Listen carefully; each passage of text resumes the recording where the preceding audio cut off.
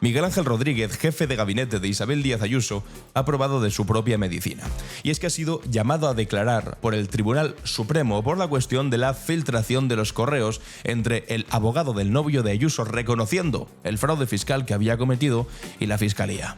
Por fin, la persona con la que empieza todo esto tiene que dar la cara, porque ya está bien de que aquí esté pringando todo el mundo. Porque no solamente tuvo que dimitir Pablo Casado cuando se atrevió a denunciar el asunto del hermano Ayuso en las comisiones, sino que con el novio está ocurriendo lo mismo. Ha tenido que dimitir el líder del Partido Socialista de la Comunidad de Madrid. Ha tenido que ser imputado el fiscal general del Estado por haber desmentido un bulo. Y mientras tanto, Miguel Ángel Rodríguez, ¿dónde estaba?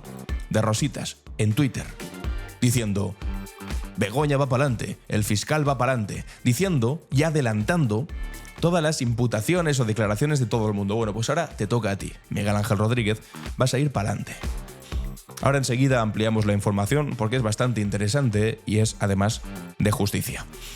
Pero para no perder la tradición de hablar de mentirosos, quiero decir, vamos a hablar de Mazón. Este tipo que inexplicablemente sigue al frente de la Generalitat Valenciana y que además ahora, en otra cosa más, sabemos que mintió.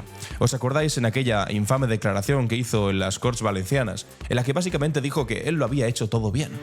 Y que no tenía pensado dimitir, por supuesto, y que si llegó tarde al Centro de Coordinación de Emergencias fue, simple y llanamente, porque había mucho tráfico. Cara durísima, sí, lo dijo, también. Bueno, pues resulta que según los datos de tráfico de la DGT y de su propia consellería, de su propio gobierno, no hubo ni incidencias, y es que ni siquiera llovía cuando él dijo que había un tráfico tremendo por el cual llegó tarde al centro de emergencias y no lanzaron la maldita alarma hasta las 8:12 de la tarde, cuando la gente ya tenía el agua por el cuello. Mentiroso de categoría, pero además de mentiroso, mal mentiroso, porque se le pillan todas al vuelo. Bueno, pues mucha atención a lo que ha hecho también una senadora del Partido Popular en el Senado de España, que se ha convertido en un auténtico circo. Y es que ha reivindicado a las dos conselleras, a la de Turismo y a la de Interior, diciendo que fueron unas grandes conselleras que se sacrificaron, igual que las 200 personas que murieron. Habéis escuchado bien. Ha puesto al mismo nivel a los muertos por la irresponsabilidad de su gobierno con las dos conselleras cesadas por Mazón, con tal de no asumir responsabilidades. Y es que esto no ha sido lo único que ha ocurrido en el Congreso, porque más que el Senado, ha aparecido una especie de plató de los payasos de la tele. ¿Os acordáis aquello de ¿cómo están ustedes? Bien. Bueno, pues en el Partido Popular lo han replicado. ¿Cómo? Sí, lo han replicado. Y es que mientras una senadora decía ¿quién está imputado?, todos contestaban al unísono: tal. ¿Está imputado? Sí. Ha sido una performance, de verdad, de las más ridículas, pero realmente a la altura de lo que esperamos del Partido Popular. Enseguida vamos a ver el vídeo, más adelante lo vemos, es completamente alucinante esta performance cutre. Y finalmente vamos a ver cómo el juez Peinado, que pidió todas las cuentas de Begoña Gómez para ver ¿dónde está ese supuesto dinero que ha defraudado? Que, por cierto, todavía no han dicho la cifra, ¿eh? Yo sobre el novio Ayuso sé decir 350.000 euros que defraudó y él lo ha reconocido. Sobre el hermano Ayuso sé decir que cobró más de 200.000 euros en comisiones de su propio gobierno. Es decir, sé decir las cifras. Con Begoña Gómez la llaman corrupta y le dicen de todo, pero no saben decir las cifras. Bueno, pues por eso el juez Peinado, en su infinito ánimo de ir a por Begoña, por presidente del gobierno y hacerle favores al Partido Popular, ha pedido las cuentas de Begoña a ver si encontraba algo, a ver si rascaba algo un poco mejor de lo que podían encontrar del hermano del presidente del gobierno, que resulta que se equivocaron contando sus cuentas y diciendo que tenía un patrimonio de 1,5 millones de euros. Alucinante, hay que ser cutre. Bueno, pues resulta que le ha respondido, la justicia le ha respondido con las cuentas de Begoña, y resulta que tienen dentro de las cuentas 40,25 euros, en las que ha pedido el juez Peinado. 40 euros. La verdad que se le complica al juez Peinado. El apartado internacional hoy es bastante importante porque ayer se produjo un intento de autogolpe de Estado en Corea del Sur. El presidente declaró la ley marcial, sacó al ejército a la calle. Finalmente parece que no se ha conseguido, pero vamos a ver ahora las principales claves en clave internacional. Y también hoy va a ser el día en el que en Francia se vote la moción de censura contra el actual primer ministro. Marine Le Pen, la líder de la extrema derecha francesa, presumiblemente va a dejar caer este gobierno, y Macron pues va a quedar con una mano delante y otra detrás, tocado de muerte y sobre todo con la incomprensión por parte de la izquierda de no entender cómo, habiendo ganado las elecciones la izquierda, Macron ha permitido que gobierne un tipo de derechas al que ahora Marine Le Pen, la extrema derecha, le hace una moción de censura. Francia está en las manos actualmente de lo que decía Marine Le Pen, la extrema derecha. Enseguida lo vemos. Hoy es miércoles 4 de diciembre y esto es Clave Barroso. Estás escuchando Clave Barroso, un podcast de Alan Barroso. Miguel Ángel Rodríguez. Tanto decirle a la gente que iba pa'lante, tanto anunciar en Twitter a partir de las 8 de la tarde, cuando estabas un poco más contento, las cosas que iban a ocurrir en lo judicial, pues ahora resulta que te toca a ti. Ha dicho Miguel Ángel Rodríguez que ya verá lo que contesta. Que ya verá si dice o no dice. Bueno, pues tiene que decirlo, porque va a declarar como testigo y por lo tanto está obligado a decir la verdad. Y como se le pille mintiendo, se le va a caer el pelo. Como debería habérsele caído ya hace bastante tiempo. A este tipo que parece que puede hacer lo que le dé la maldita gana e irse de rositas. Enseguida ampliamos esta información, pero quiero empezar con lo que más vergüenza ajena me ha dado esta mañana, que es recordar estas palabras de Mazón, ¿no? ¿Os acordáis de cómo justificó que había llegado tarde, ¿no?, al centro de coordinación? Me desplacé al centro de coordinación de emergencias, donde estaba constituido y trabajando el CECOPI. No fue fácil el viaje. El mal tiempo, como es normal en estas situaciones, produjo gran densidad de tráfico y alargó el trayecto hasta que llegué a La Eliana con el CECOPI trabajando a pleno rendimiento. Llegué tarde porque, claro, las condiciones meteorológicas eran adversas y por lo tanto había muchísimo tráfico. Es mentira. Es mentira. Sabíamos que era una excusa cutre para decir que llegó tarde, porque evidentemente en aquel momento no habló ni un solo segundo, ni uno, dijo que iba a dar explicaciones, pero no habló ni un solo segundo de lo fundamental y de lo que todos queríamos escuchar, el Ventorro. ¿Dónde estabas? En el Ventorro. ¿Qué hacías en el Ventorro? Durante 4 horas con la periodista Maribel Vilaplana. ¿Por qué estuviste ahí encerrado mientras la gente se estaba ahogando? No dio ni una media explicación sobre el tema de Ventorro. Secreto total sobre el tema ventorrismo. Sin embargo, excusas baratas como no, es que había mucho tráfico. Solo le faltaba decir que mi perro se comió los deberes, se tragó mi teléfono y no podía estar yo pendiente de lo que estaba ocurriendo. Pero es que además de excusa cutre, es que resulta que era fácilmente desmontable. Atención al titular. Mazón mintió en las Corts. Datos oficiales revelan que no existió ningún atasco que retrasara su llegada a la reunión de emergencia por la Dana. Lo escribe Raquel Ejerique en el diario.es. No fue fácil el viaje, el mal tiempo, como es normal en estas situaciones, produjo gran densidad de tráfico. Lo acabáis de escuchar, que también os digo. Excusa barata. Como hubo tanta lluvia, como hubo tantos problemas aquel día relacionados con el clima, dice, bueno, pues la mejor excusa es climática, por supuesto. Decir que había muy mal tiempo y por lo tanto mucho tráfico. Bueno, pues es mentira. El presidente de la Generalitat, Carles Mazón, mantuvo en su comparecencia oficial en les Corts Valencianes el pasado 15 de noviembre para explicar su gestión de la Dana que el día de la tragedia tuvo dificultades para llegar al CECOPI, el Centro de Coordinación Operativo Integrado, que se celebraba en una localidad a 19 kilómetros en línea recta desde el Palau de la Generalitat y donde supuestamente estaba Mazón. A 19 kilómetros. Y se supone que tardó 1 hora y pico en llegar. ¡Qué maldito mentiroso! ¡Qué maldito mentiroso! El mal tiempo y el estado de las carreteras, según la versión que dio el presidente en la sede parlamentaria, habría retrasado aún más su asistencia a la reunión clave, en la que su consellera cesada Salomé Pradas estuvo desde las 5 de la tarde, mientras él comía con una periodista. Y aquí seguramente está siendo elegante. Raquel Ejerique diciendo que estaba comiendo simplemente. Pero bueno, para hablar de temas extemporáneos. Pero ni hacía mal tiempo, ni llovía, ni había atascos en la carretera que llevaba al CECOPI. Pradas, según la propia versión de presidencia de la Generalitat, llamó a Mazón a las 18:45 y le puso un antecedente sobre la gravedad de la situación. En ese momento, siempre según la versión de este, habría salido desde su despacho hasta La Eliana, encontrando dificultades para llegar al centro de mando de la emergencia, al que llegó pasadas las 19:30, las 7:30, con las riadas ya arrasando la provincia, muertos y personas intentando sobrevivir sobre capós y tejados. La gente ya estaba subida a donde pudiese para intentar salvar la vida, y muchos de ellos ya habían fallecido, y muchos de ellos estaban agarrados a árboles con el agua en el cuello. Y este tipo acababa de salir del maldito Ventorro, y ni siquiera había salido todavía. Y llega tarde y dice que no, que es por culpa del tiempo. No por el tema del Ventorro. Claro, datos oficiales de la Consellería, datos oficiales de la Consellería de Infraestructuras, de su propio Consell, así como los registros de la Dirección General de Tráfico, muestran que en la tarde del 29 de octubre, cuando se desbordaron el Barranco del Pollo y el Río Magro, en la carretera que debía llevar al presidente desde su despacho al epicentro de la gestión, no había ninguna incidencia. y la circulación era totalmente normal, como cualquier día. La CV35, conocida como pista de Ademuz, está al norte del Barranco del Pollo, en una zona que no se vio afectada por las riadas. Según el registro oficial de CGSEM, el organismo autonómico de gestión de vías de la Consellería de Infraestructuras, no hubo esa tarde ningún problema de relevancia en ese punto.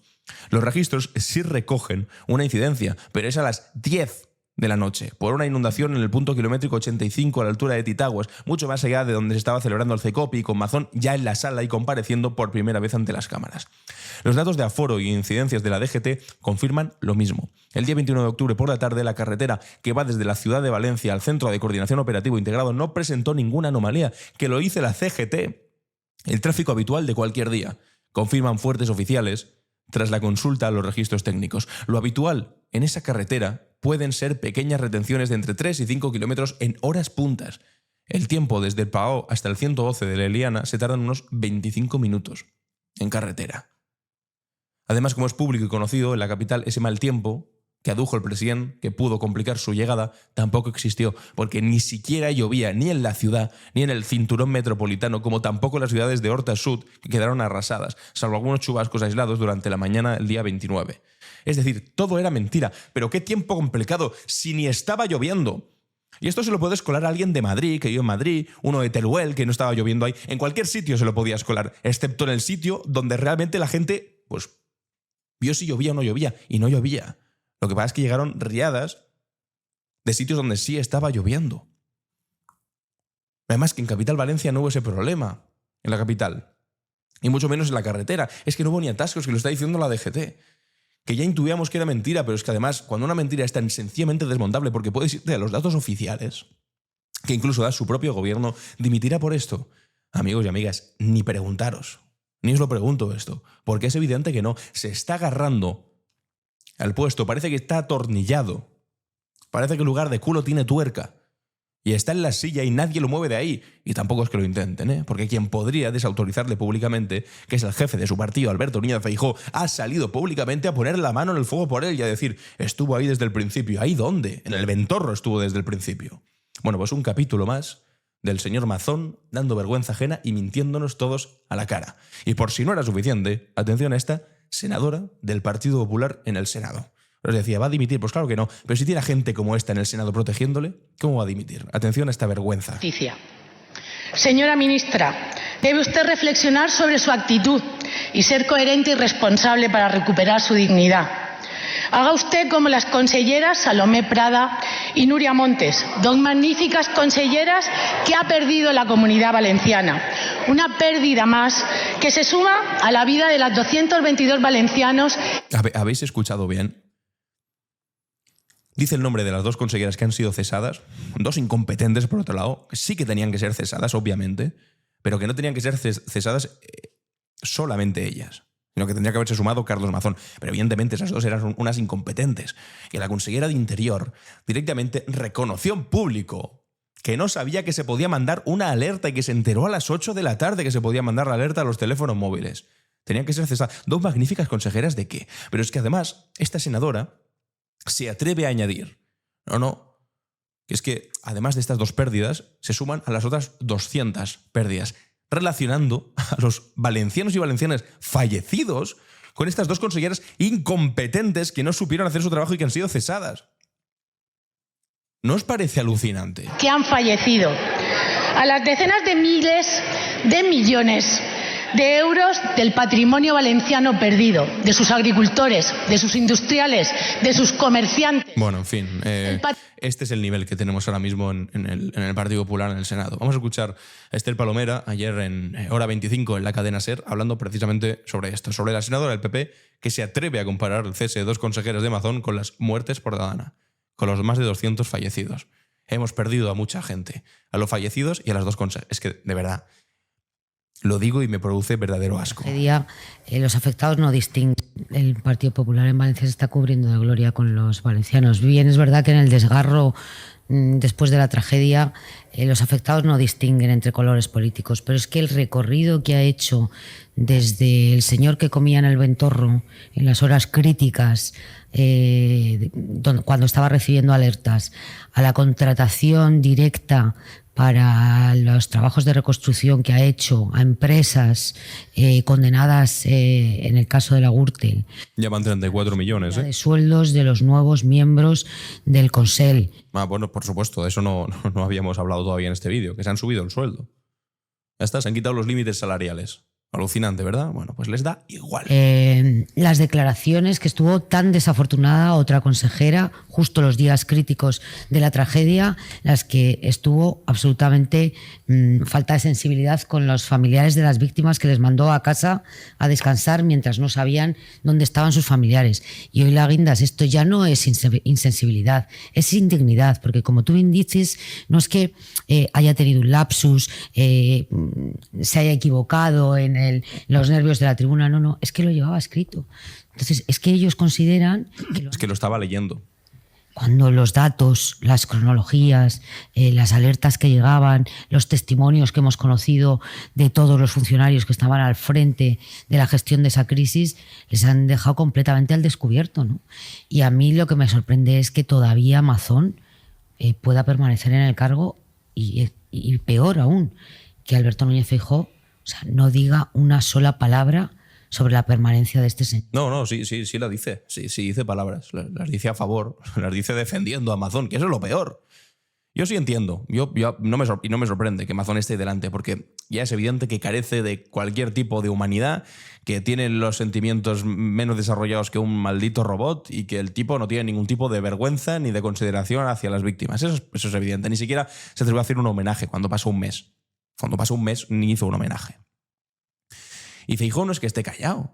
Es que literalmente en una entrevista en Antena 3 dijo, y lo defendió, que había estado ahí desde el primer momento. Os anunciaba antes, al principio, que el Senado se ha convertido en una especie de... Enseguida vamos con lo de Miguel Ángel Rodríguez, en una especie de plató de los payasos de la tele. ¿Os acordáis, no? ¿Cómo están ustedes? Bien. Bueno, pues atención a esta performance del Senado. Señor Bolaños y señorías, ¿está la mujer del presidente imputada? Sí. ¿Está el hermano del presidente imputado? Sí. ¿Está el todopoderoso número 2 imputado? Sí. No os voy a decir cuánto cobra cada uno de de estas maravillosas voces que dedica su sueldo simplemente a decir sí, todos a la una, pues para que no os enfadéis. ¿Está el fiscal general del Estado imputado? Sí. ¿Pueden estar imputados ministros cercanos a la filtración con cianuro? Sí. Pueden estar imputados, que ni siquiera es una cosa que podría llegar a... Y se queda tan ancha. Y todos, sí, Bolaños se está riendo, se está descojonando mientras escucha esto. ¿Hay 6 altos cargos del Ministerio de Fomento imputados? Sí. ¿Hay hasta 10 ministerios con problemas judiciales? Sí. Señor Bolaños, esto no son bulos, esto es corrupción por aplastamiento. Lo acabáis de ver, estáis alucinando seguramente, yo estoy alucinando, tú estás alucinando, Bolaños aquí está alucinando también. Esto es lo que tenemos actualmente en el Partido Popular, esta es la oposición de nuestro país. Y esto genera un doble sentimiento, por una parte de tristeza, porque ojalá tuviésemos un país a la altura de las circunstancias y una oposición también que estuviese a la altura de lo que necesita el país. Porque un país funciona bien no solamente si tiene un buen gobierno, sino si también tiene una oposición que cuando el gobierno falla, reconduce y le obliga a trabajar. En este caso eso ni se espera a la oposición, están a otras cosas, no hablan de lo que hay que hablar, simplemente pues hacen estas performances cutres. No hablan de economía, no hablan de trabajo, de empleo, no hablan de impuestos, no hablan de nada. Solo llevan un año diciendo que España se rompe y ahora han dejado de decir que España se rompe y de hablar de la amnistía. Ya no hablan de la amnistía para pasar todo el día a hablar de imputaciones y de lo que digan los jueces o manos limpias. Pues que por otro lado también da cierta alegría. Porque dices, pues que sigan por ahí estos del Partido Popular, que sigan siendo tan torpes, que la derecha de nuestro país se hunda en su miseria y en su incapacidad de hacer una gestión decente de lo que es la democracia, de lo que es ser la oposición de un país decente. Bueno, pues que sigan por ahí, haciendo el ridículo más evidente. Toda la gente ahí como palmeros, sí, esto no son bulos, esto es corrupción por aplastamiento, señor Bolaños. ¿Pero qué es esto? O sea, si es que, de verdad, yo creo que la comparación que he hecho al principio con los payasos de la tele se queda corta y desmerece incluso el trabajo de los payasos de la tele, que era muchísimo mejor de lo que podemos estar escuchando aquí. ¿Pero qué dice, señora? ¿Pero qué es esta basura de intervención? Bueno, pues es lo que tenemos en el Congreso de los Diputados, amigos y amigas. Vamos con Nuestro queridísimo Mar, Miguel Ángel Rodríguez. El Supremo cita como testigo a Miguel Ángel Rodríguez en la causa abierta contra el fiscal general. Enseguida vamos a ver qué ha dicho Miguel Ángel Rodríguez. El magistrado Ángel Luis Hurtado, que instruye el Tribunal Supremo, lo explica Gálvez en El País, la causa impulsada contra el fiscal general del Estado, Álvaro García Ortiz, ha citado a declarar como testigo a Miguel Ángel Rodríguez, jefe de gabinete de la presidenta de la Comunidad de Madrid, Isabel Díaz Ayuso. El juez, que también llama a comparecer como testigos a 8 periodistas de diferentes medios de comunicación, ha tomado esta decisión tras pedirla el propio fiscal general y la fiscal provincial de Madrid, ambos imputados en este procedimiento abierto por revelación de secretos. El asesor de Ayuso, uno de sus hombres de máxima confianza, uno de estos que cobra 90.000 euros por básicamente filtrar noticias en defensa de un supuesto particular de su novio, que defraudó 350.000 euros y lo ha reconocido por escrito e incluso ha asumido una multa de 8 meses de cárcel y más de medio millón de euros de multa, para que después digan, no, todos los poderes del Estado contra mi novio, no, todos los poderes del Estado de la Comunidad de Madrid en defensa de este supuesto particular. No sé si a todos los defraudadores de Hacienda les iban a proteger de la misma manera. Bueno, pues este asesor de Ayuso, Miguel Ángel Rodríguez, deberá sentarse ante el juez a partir de las 10 del próximo 8 de enero, según el calendario fijado por el magistrado, que prevé interrogar ese mismo día a 2 periodistas, de El Mundo y de La Sexta, y a otros 6 de la cadena SER, El Diario, El Plural, Voz Populi y Libertad Digital, a la jornada siguiente, 9 de enero. Así ha reaccionado Rodríguez tras conocer su citación. Ha dicho, veré lo que me preguntan y veré lo que contesto. Chulo, ¿eh? El tipo. A ver qué me preguntan y ya veré lo que contesto. Ha dicho de forma escueta. Me acabo de enterar, tampoco tengo físicamente ninguna citación más que un teletipo. Ha añadido el alto cargo regional a preguntas del País, justo antes del arranque de la ceremonia para celebrar la Constitución que organiza este martes la Comunidad de Madrid. Informa Juan José Mateo.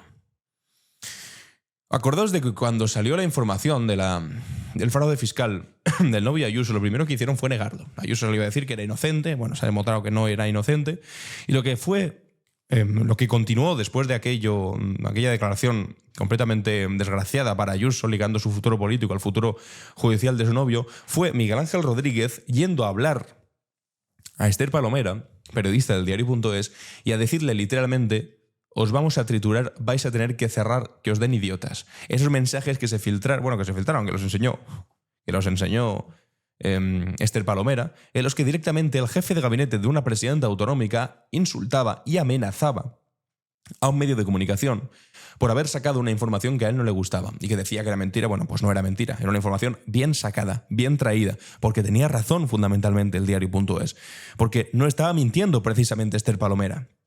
Y en sí estaba amenazando era Miguel Ángel Rodríguez. Bueno, pues desde ese momento en el que Miguel Ángel Rodríguez pasa de ser jefe de gabinete de Ayuso a protector oficial de un defraudador fiscal, llega hasta el punto en el que filtran una conversación en la que dan a entender que es la Fiscalía la que estaba moviendo los hilos para poder empurar al novio Ayuso, y es cuando aparecen en medios de comunicación el principio de esa conversación que había filtrado en primera instancia Miguel Ángel Rodríguez, demostrando que era el novio Ayuso quien pretendía llegar a un acuerdo para librarse de un juicio.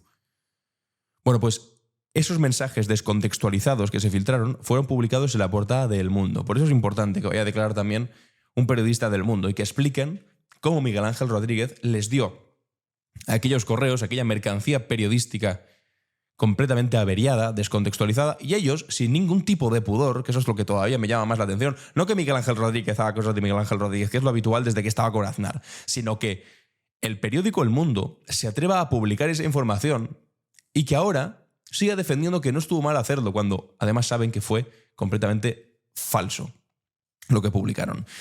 Y aquí explica El País que la citación de Miguel Ángel Rodríguez da aire al gobierno, que aspira a poner en el foco la filtración del bulo. Bueno, es que ni siquiera es una cosa que tenga que dar aire al gobierno.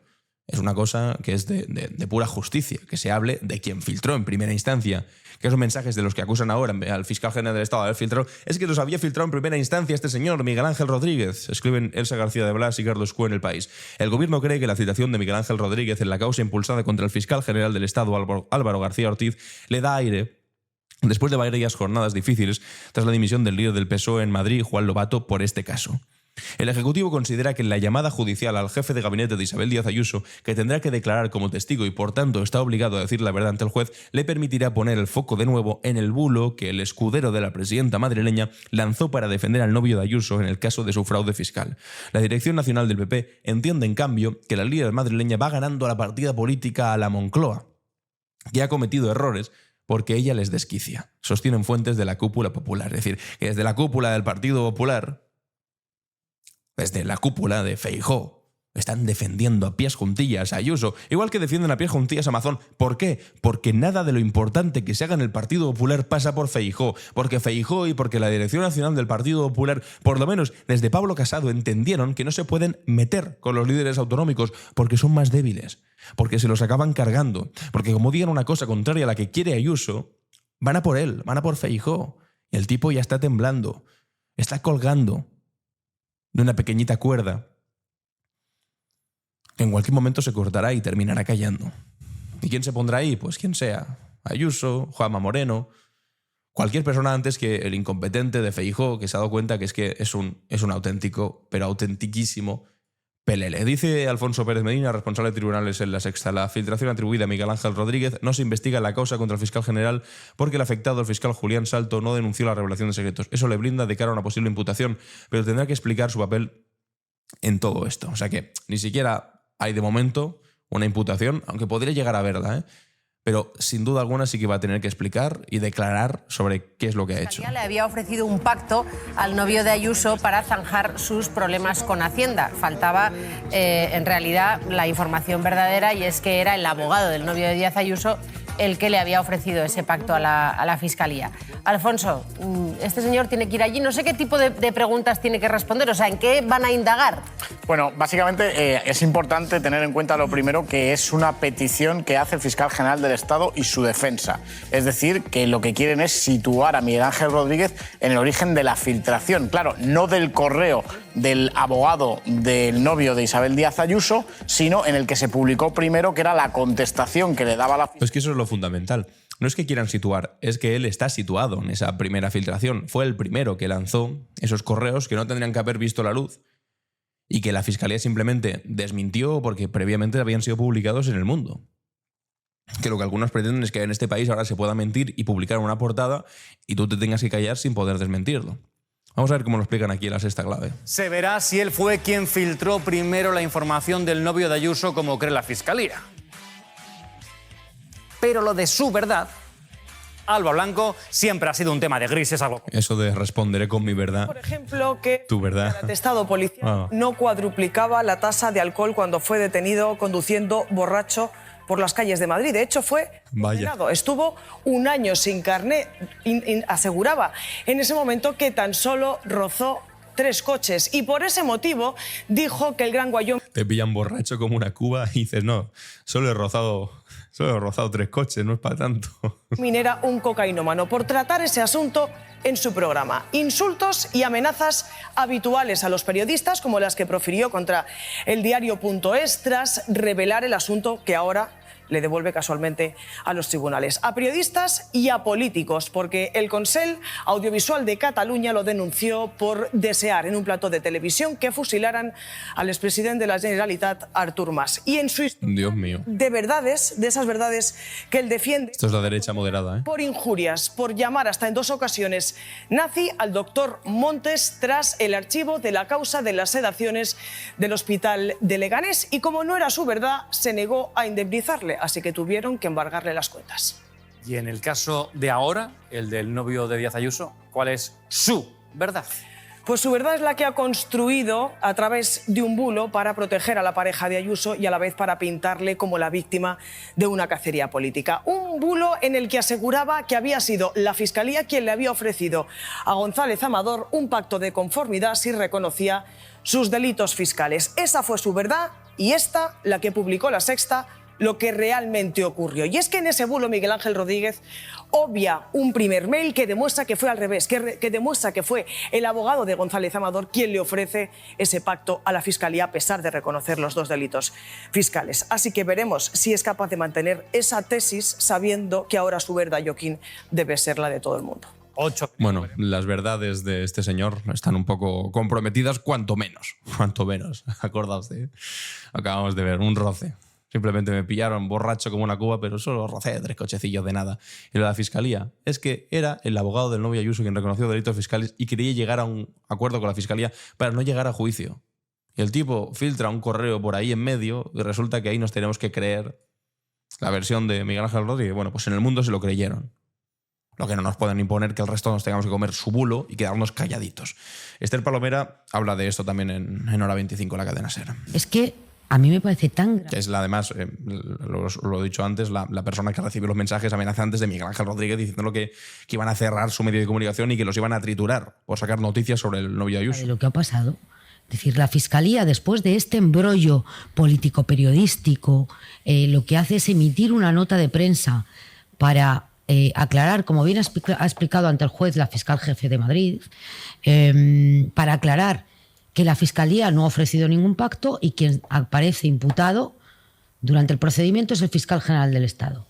Desembarca la UCO en la sede de la Fiscalía General del Estado, se lleva todos los dispositivos móviles del fiscal general del Estado y de todo su equipo y resulta que llevamos 3, 4, 5 meses, 5 meses más, 6 meses hablando de la imputación del fiscal general del Estado y de lo que le puede pasar a la asesora o a la jefa de gabinete, del ex jefe de gabinete del presidente. Pero que narices, que ha dimitido hasta el secretario general del Partido Socialista de la Comunidad de Madrid. Dimite todo el mundo y es imputado todo el mundo, excepto los que tienen que ser imputados.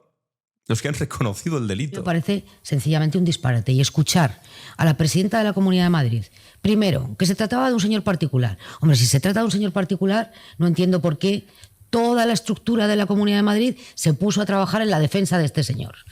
Y segundo, que Hacienda le debía dinero. Falso. Y tercero, que esto es una operación de Estado para acabar con un adversario político.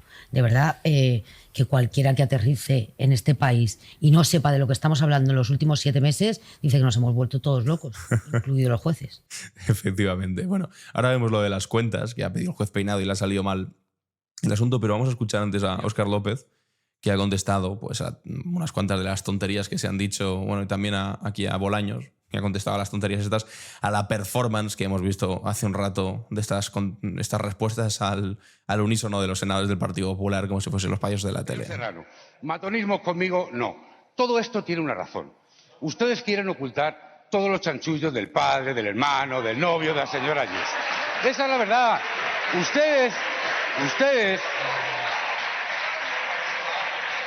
Ustedes quieren ocultar lo que pasó en las residencias madrileñas durante el COVID.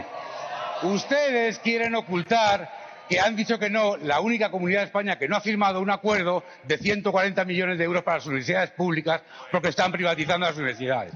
Eso es lo que está pasando. Todo el ruido, todo el lío, toda la máquina del fango del señor Miguel Ángel Rodríguez. Y usted solo es su chico para todo. Y es verdad que ha tenido usted hoy un poquito de mala... Tiene razón, este pobre señor, el Alfonso Serrano, el número 2 de Isabel Díaz Ayuso, simplemente el chico para todo de lo que diga Miguel Ángel Rodríguez y el principal carro de combate de Ayuso. Él se va a inmolar por televisiones, en las instituciones, lo que haga falta, haciendo muchas veces el ridículo el pobre, con tal de defender a su lideresa norcoreana. Tanto que incluso se llegó a reunir con el novio Ayuso cuando estalló toda la polémica. Dijo que se había tomado una Coca-Cola con él, para que después digan todo el Estado contra el novio Ayuso. No, todo el Estado en defensa del novio Ayuso, tomándose un senador una Coca-Cola con el novio para ver cómo intentaban justificar el fraude fiscal. Porque venía usted tan contento con esta pregunta y resulta que en el día de hoy el Supremo ha citado a Miguel Ángel Rodríguez a responder por la filtración. Mala suerte, mal estreno. Es verdad que he notado ya el cariño del PP de Madrid desde el minuto 1, con ese talante característico de ese PP madrileño cordial, esa bienvenida que he notado desde el minuto 1. Pero, señor Serrano, le voy a contestar. La respuesta es no. Quizás sepa usted mucho más que yo sobre esa filtración. Pues sí, desde luego, tanto como que la hicieron ellos en primera instancia. Escuchamos también al ministro Bolaños. Algo que ha ocurrido en el Senado, que ocurrió en concreto ayer.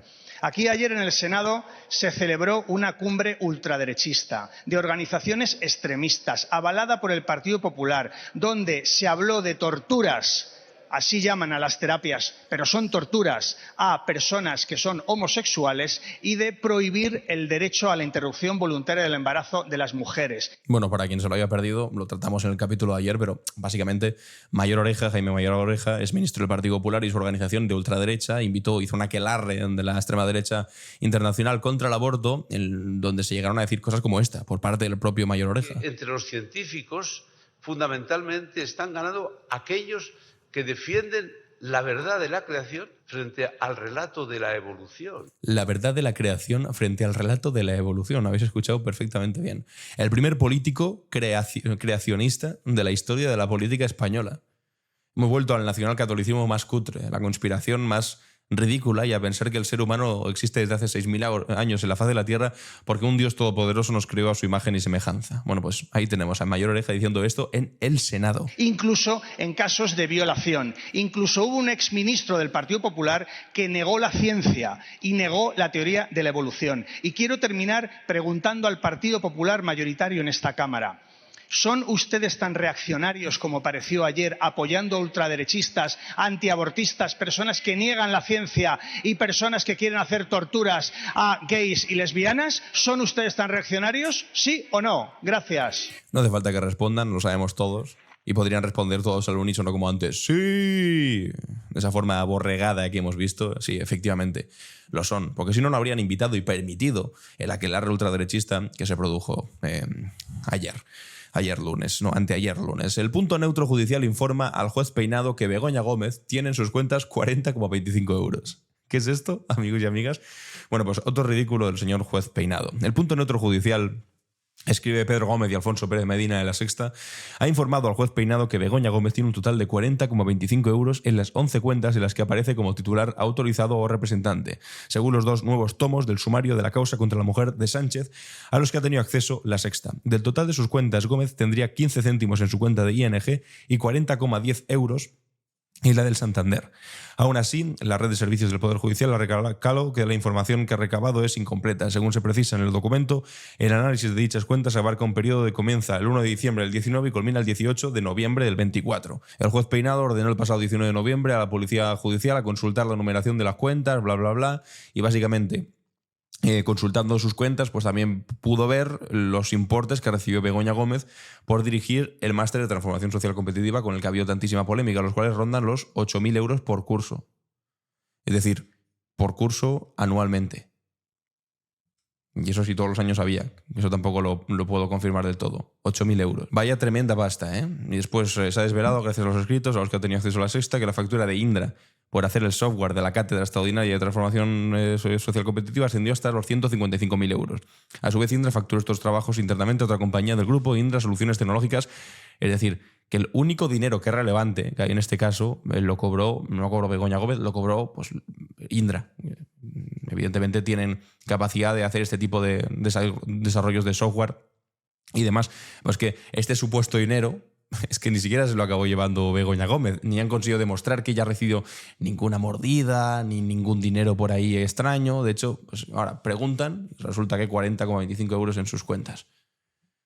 Pues no sé, ¿qué queréis que os diga? Pues que se esfuercen un poco más, porque les está costando. Les está costando un rato. Bueno, y resulta que el juez Peinado, en su afán por imputar a todo el mundo, que no le dé la razón o que diga que Begoña Gómez es una malvada corrupta, resulta que ha llegado a imputar hasta al exconsejero del Partido Popular, Juan José Güemes, porque dijo que le había contratado a un instituto de empresa, que es una organización privada, es una empresa privada, por ser esposa del presidente. Que es como, pero vamos a ver, ¿de verdad estamos hablando de que van a imputar a un exconsejero del PP de Madrid, que ahora preside el Instituto de Empresa, que él ha dicho que no tiene nada que ver, así que no tiene sentido esta imputación, de verdad?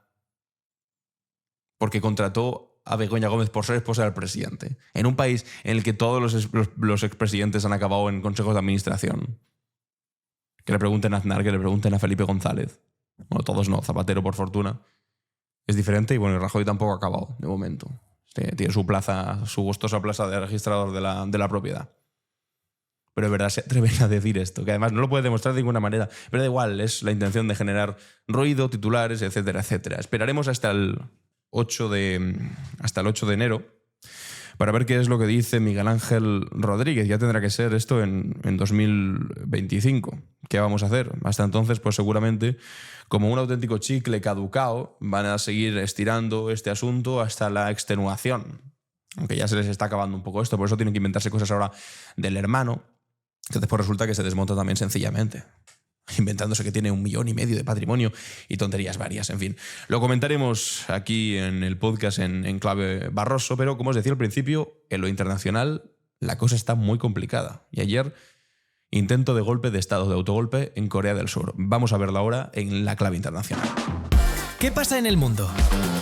La clave internacional. El día de ayer fue un día tenso en Corea del Sur. Estas son las imágenes, para quien esté viendo el podcast con vídeo, que se vieron en las calles de Seúl. Carros de combate saliendo a las calles tras el anuncio de la ley marcial.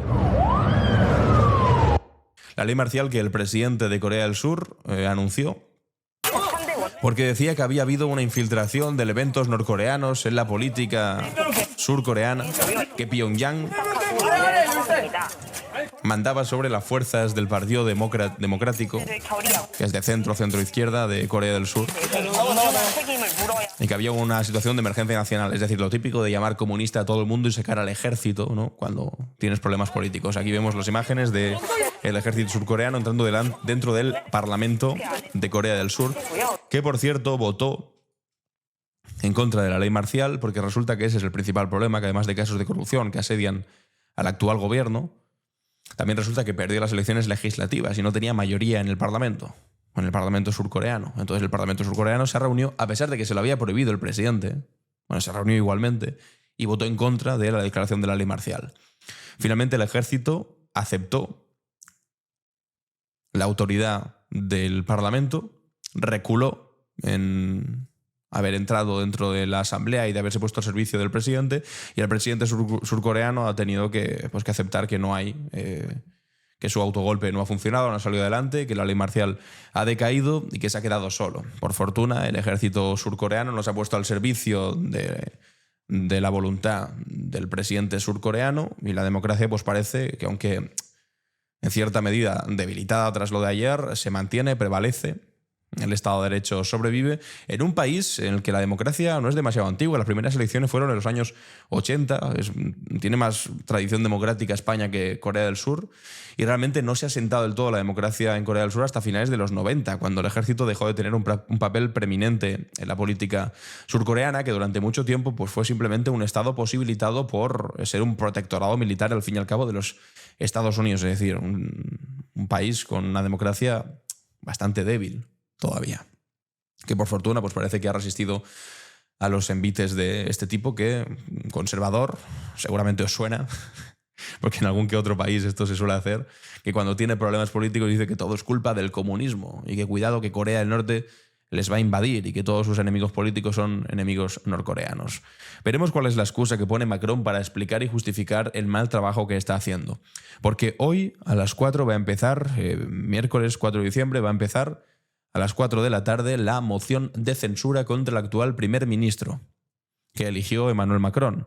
En las anteriores elecciones, las últimas elecciones legislativas, sabéis que hubo una gran unión por parte de la izquierda, que se conformó el nuevo Frente Popular, y al mismo tiempo una gran unión entre los demócratas.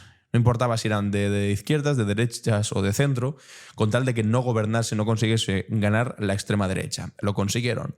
En aquellos sitios donde había que votar a la derecha o al centro para que no gobernase la extrema derecha, para que no ganase la extrema derecha, la izquierda votó al centro o a la derecha. En aquellos sitios en los que el centro o la derecha tenía que votar a la izquierda para que no saliese la extrema derecha, el centro y la derecha votaba a la izquierda.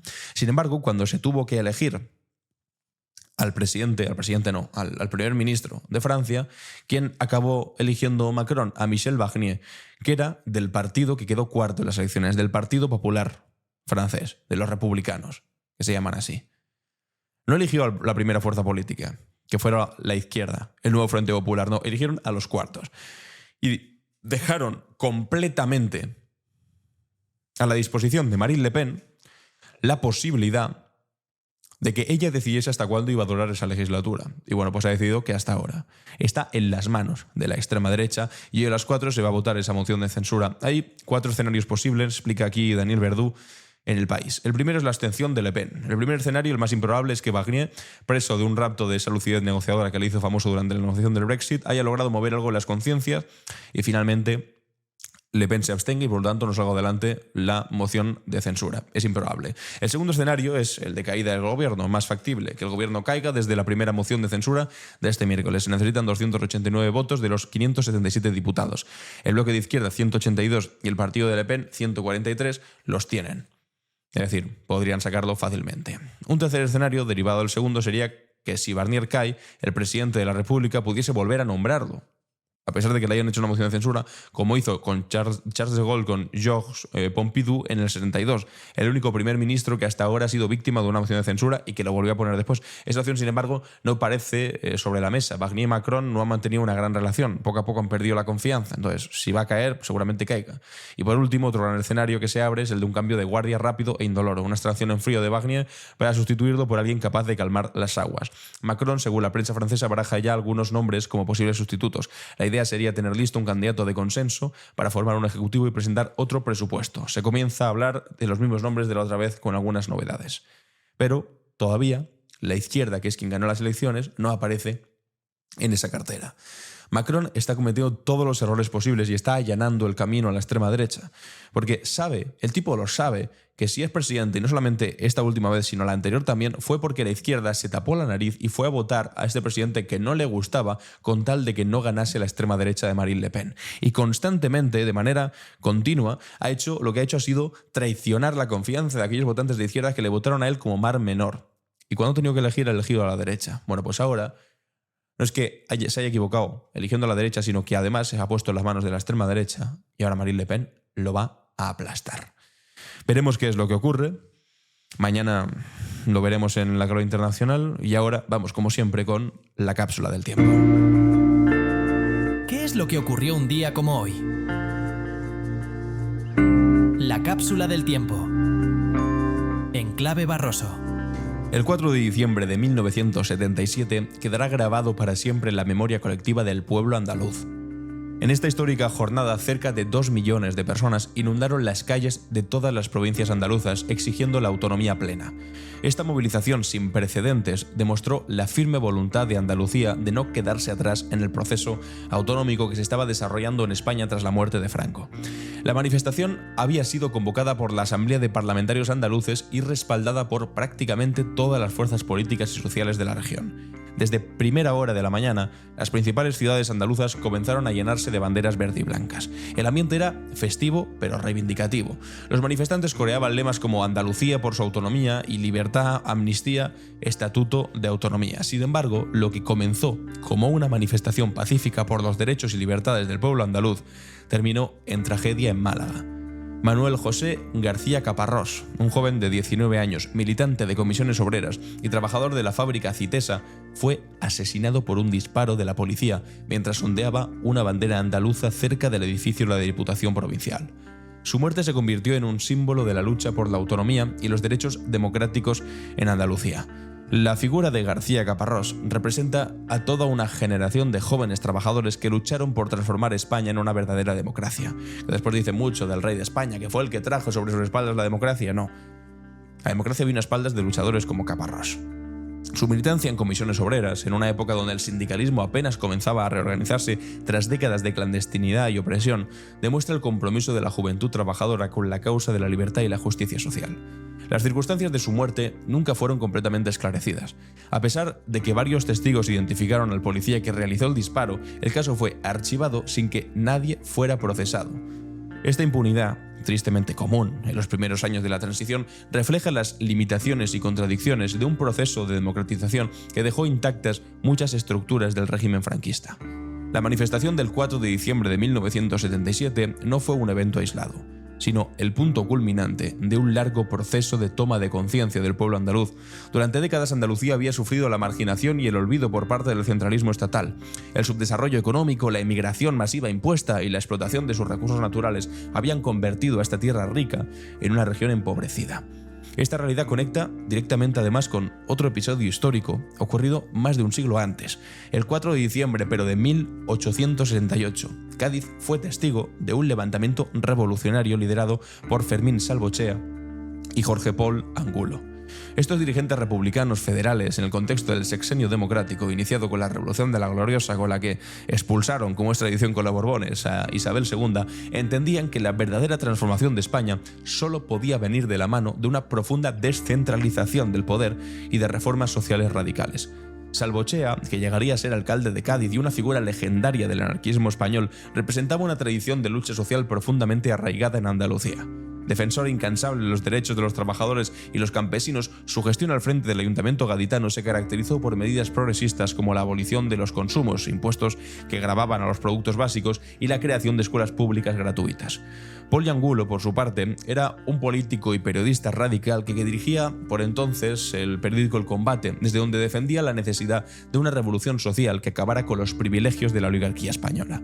Su participación en el levantamiento del 4 de diciembre del 68 formaba parte de una estrategia más amplia para establecer una república federal que garantizara no solo las libertades políticas, sino también la justicia social.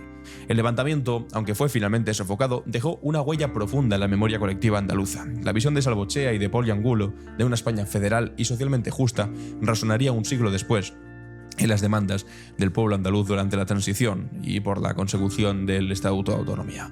El 4 de diciembre se ha convertido, por lo tanto, en una fecha emblemática para Andalucía que sintetiza más de un siglo de luchas por la libertad, la igualdad y la justicia social.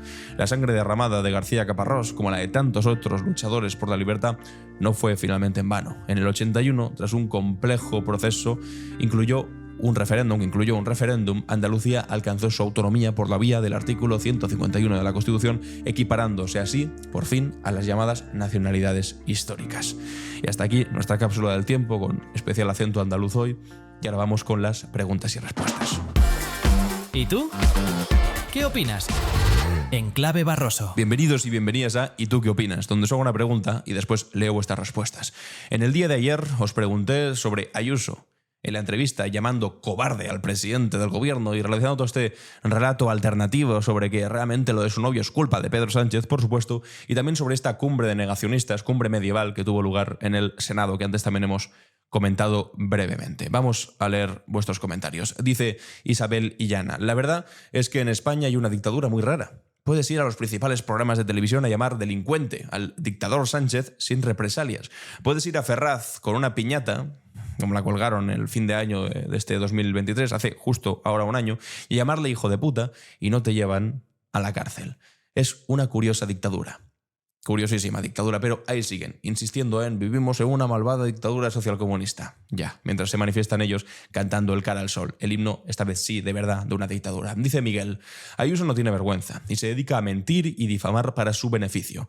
Este es un ejemplo. Ha demostrado, como enseñaste, tener ciertas actitudes que dejan ver que tiene mucho ego. La foto enorme en las oficinas o decir que lo que está pasando con su pareja es una persecución política por ella. Y con respecto a la concentración de negacionistas y extremistas, pues por desgracia no me sorprende. El exministro de Aznar cuestiona la evolución, defendiendo la creación divina, sumando otra teoría conspirativa más a su historial, que tras las armas de destrucción masiva y el 11M, pues ya estaba bastante engordado, la verdad. Qué vergüenza. Completamente de acuerdo. Rosario dice: creo que las declaraciones de Ayuso están dichas según los apuntes de su propia vida. Ella siente una gran envidia de no ser la estadista capaz de llegar a donde ha llegado el que se cree que es su gran enemigo. Es tan engreída y soberbia que no se da cuenta que está desnuda y todos le dicen qué bonito es el vestido que lleva. Con relación a esa reunión de personajes que creen ser los poseedores de las verdades, solo tengo que decirles que estudien el Génesis, pero con tutores exégetas, y que les enseñen a extraer el significado de los textos bíblicos. Se sorprenderían y dejarían de ser tan radicales en temas que ni ellos mismos en su interior creen. Que lean y oigan las charlas catequísticas del Papa Francisco y comprenderán lo nuclear del cristianismo. Me dan pena, yo creo que están a años luz de comprender lo nuclear del cristianismo, simplemente de una imagen que ellos mismos han creído. Pero se están llamando incluso socialcomunista al Papa de Roma. Qué narices. Y aquí Cronomanteviator dice que se permita un aquelarre fascistoide y sectario en una de las sedes de la democracia española sin que el resto de partidos democráticos puedan impedirlo supone un antecedente muy peligroso del que la ciudadanía aún no es consciente de la gravedad que supone realmente. Luego no digamos que no estábamos avisados. Desde luego. Y para el día de mañana me gustaría preguntaros sobre esa citación de Miguel Ángel Rodríguez a declarar. ¿Consideráis que es lo adecuado, que llega tarde? ¿Qué es lo que podrá decir? ¿Pondrá excusas? ¿Cuál es el papel de Miguel Ángel Rodríguez en todo esto? No solamente en el asunto del novio Ayuso, sino en general del personaje Ayuso. Me gustaría leeros en los comentarios, si queréis recordar el asunto de ser detenido por cuadruplicar la tasa de alcoholemia, después de decir que es todo mentira y de esto de que iba a decir su verdad y demás. Sois libres para hacerlos, os leeré con atención en los comentarios. Y hasta aquí el capítulo de hoy, amigos y amigas. Miércoles 4 de diciembre. Yo soy Alan Barroso y esto ha sido Clave Barroso.